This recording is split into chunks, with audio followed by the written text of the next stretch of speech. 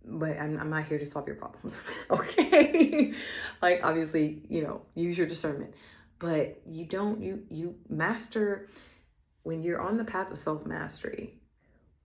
Like, and self-mastery can be take many lifetimes. So this is not like some kind of ego trip, like, oh, I'm going to like levitate by the time I leave. No. It's just about increasing your awareness of your pure potential energy, your soul energy, God, source, consciousness, and learning how to manipulate your own energy. So you can not manipulating other people, okay? That's black magic. That's not good, okay? I'm talking about you when you're on the path of self-mastery and you're wanting to block, something, you go inside. You go inside. You don't need to do anything. I'm not going to say you don't need to do anything externally. I'm saying the more you internalize and you alchemize from within, okay? From within, you will have to do less. Why do I need to block you? Why do I need to block a number? Right? Unless in some way, in some regard, I don't feel safe, right? And that you have to use your own judgment. But why? Why do that? Keep the channel open. Keep it open. Yeah. Because, and this is the thing. This is why. And I know it's very challenging for people because it feels so gratifying to block someone. But if you don't learn the actual karmic lesson in the whole experience, it's going to come right back around through another individual, through another situation. Oh, well, I'm celibate and I'm single and I don't bother with anybody. It'll come through a friendship. It'll come through a job. It doesn't go, like, people understand energy is energy. Energy will find a way to reach you. Okay? It's not just lovey-dovey relationships. No, it's your friendships, it's your family issues, it's your job, it's your businesses. It shows up again and again and again until you realize it for what it is, until you realize yourself. So to those that have been wounded, and to the person who requested the video, thank you so much. I hope it was helpful for you. And it's an ongoing journey for me. I don't have anything figured out. I don't have all the answers. I will continue to say that in almost every video. My truths are my truths because they're a personal experience that resonates with me. And I share the consequences of that realization with you all. And then you have to take that and interpret it and how it fits for you. I'm not saying this is the end all be all and this is the cold hard truth for 9 billion people on the planet. Okay? I'm saying this is what it's worked for me and my interpretation of what, on a metaphysical level and what anxious attachment versus the avoidant attachment styles are. It's just really, truly wounds. Okay? Wounds and manifest. And given the current frequency of our planet, the planet is very big, and very small all at the same time. But it's complex, it's multi-layered, right? So yes, may you find this message well and whole. May it find you well and whole and healthy and happy. And again, as a little reminder, expand your consciousness, evolve your human being, and embrace supreme loving guidance. Thank you so much. Goodbye.